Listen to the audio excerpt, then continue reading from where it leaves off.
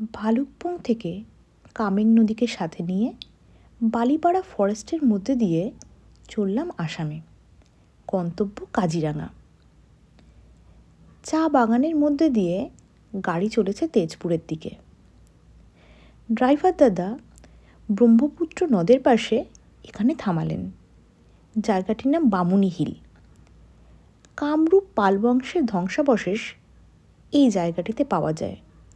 এছাড়া বিষ্ণুর 10 অবতারের মূর্তিগুলিও দেখার মতো। পেছনে উঁকি মারছে ব্রহ্মপুত্র নদ।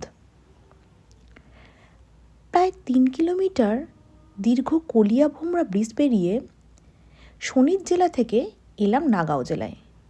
অহোম সেনাপতি কলিয়াভোমরার নামানুসারে এই নামকরণ। এটি কাজিরাঙার বাফার এরিয়া। তবে বাফার এরিয়া থেকেই অনেক জীবজন্তু দেখতে পাওয়া যায়। তাছাড়া বিস্তীর্ণ তৃণভূমি হওয়ায় তাদেরকে অনেক দূর থেকেও দেখতে পাওয়া যায়। প্রতি বছর কাজিরাঙা ফরেস্টের এই এরিয়াগুলো বন্যাপ্লাবিত হয়। তখন জীবজন্তু এই তৃণভূমি থেকে পাশের পাহাড়ের দিকে উঠে যায়। ঢুকতে না ঢুকতেই ইনি আবার আমাদের ওয়েলকাম জানাতে চলে এলেন। আজ আমাদের রাত্রিবাস কাজিরাঙার ওয়েস্টার্ন রিজিয়ন বাগড়িতে।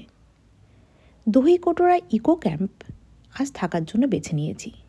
থাকা খাওয়া মিলিয়ে পার হেড পার ডে 1800 টাকা খরচ।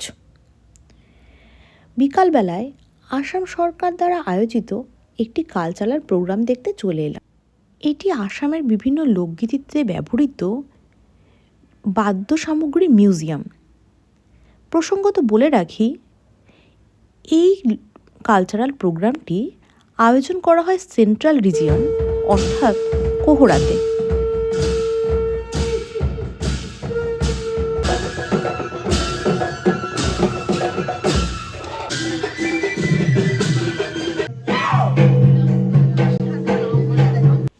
প্রতিটি নাচই প্রধানত ঋতুকেন্দ্রিক অথবা কৃষিকাজ কেন্দ্রিক। কোনো নাচ করা হয় ধান কাটার সময়, তো কোনোটি ধান ওঠার পরে, বা কোনোটি বর্ষাকালে।